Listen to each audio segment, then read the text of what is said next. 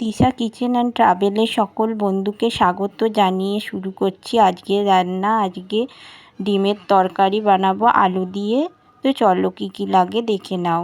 এর জন্য ডিম তো লাগবেই, আলু মাঝারি সাইজের, একটা টমেটো ও একটা বড় সাইজের পেঁয়াজ নিয়ে নিয়েছি।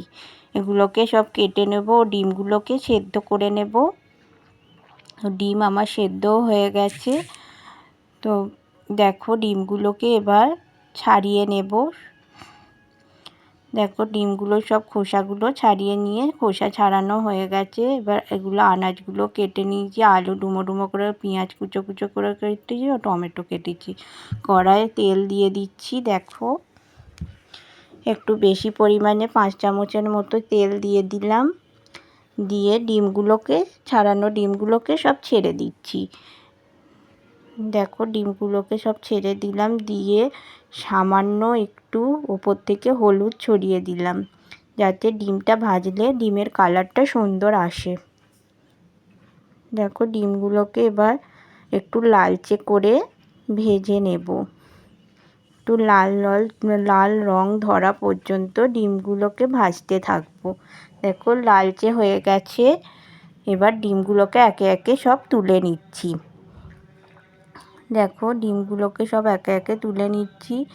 ওই তেলেই দিয়ে দিলাম আলুগুলোকেও লালচে করে ভেজে নিলাম, নিয়ে আলুগুলোকেও তুলে নিচ্ছি। দেখো আলুগুলো সব কটা তুলে নিলাম। এবার ওই তেলে দিয়ে দেব ফোড়ন,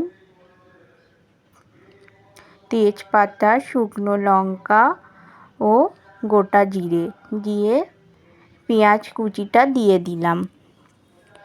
দিয়ে ভালো করে লালচে করে একটু ভেজে নেব। পেঁয়াজগুলো একটু লালচে রং ধরা পর্যন্ত আমাকে ভাজতে হবে। দেখো পেঁয়াজটা যতক্ষণ না লালচে রং ধরে ততক্ষণ আমি নাড়তে থাকবো। পেঁয়াজটা লালচে রং ধরে গেলে টমেটোগুলোও দিয়ে দিলাম। দিয়ে ভালো করে নেড়ে চেড়ে টমেটোগুলো একটু যতক্ষণ না নরম হয় ততক্ষণ ধরে ভাজতে থাকবো। টমেটো যাতে তাড়াতাড়ি নরম হয়ে যায় তার জন্য আমি নুনও দিয়ে দিলাম। নুনটা দিয়ে দিলে টমেটোটা তাড়াতাড়ি নরম হয়ে যাবে। দেখো এই সময় আমি দিয়ে দিলাম নুনটা দিতে টমেটোটা কতটা নরম হয়ে গেছে দেখো। এরপর নরম হয়ে যাওয়ার পর দিয়ে দিলাম আমি আদা রসুন পেস্ট। বড় চামচের 1 চামচ মতো আদা রসুন পেস্ট দিয়ে দিলাম। দিয়ে ভালো করে আদা রসুনের কাঁচা গন্ধ যাওয়া পর্যন্ত আমি মশলাটা কষাতে থাকবো। এরপর আমি আরও সব শুকনো মশলাগুলো দিয়ে দিলাম। একটু পরিমাণ মাফিক চিনি দিলাম, হলুদ দিয়ে দিলাম 1 চামচের মতো ও 1/2 চামচ দিয়ে দিলাম শুকনো লঙ্কার গুঁড়ো। চিনি দিতেও তোমরা পারো, নাও দিতে পারো, কারণ চিনিটা অপশানাল। চিনি দিলে একটু খেতে ভালো লাগে, কারণ যেহেতু টমেটো আছে তার সঙ্গে চিনির দিলে ব্যালেন্সটা ভালো হয়। এই সময় ভালো করে কষানো হয়ে গেলে একটু দিয়ে দেব গরম মশলা 1/2 চামচের মতো। তারপর সামান্য জল দিয়ে মশলাটাকে ভালো করে কষাতে থাকবো যতক্ষণ না তেল ছাড়ে। তেল ছাড়া পর্যন্ত আমি ভালো করে মশলাটা কষাতে থাকবো। যাতে তরকারির কালারটা ভালো আসে তার জন্য দিয়ে দেব কাশ্মীরি রেড চিলি পাউডার। দিয়ে ভালো করে কষাচ্ছি।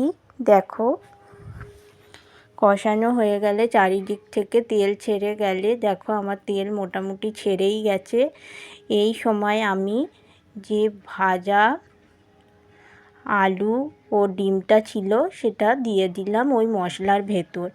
দিয়ে ভালো করে আলু ও ডিম দিয়ে মশলাটাকে ভালো করে কষাবো। যত বেশি ভালো করে কষাবে খেতেও তত সুন্দর হবে।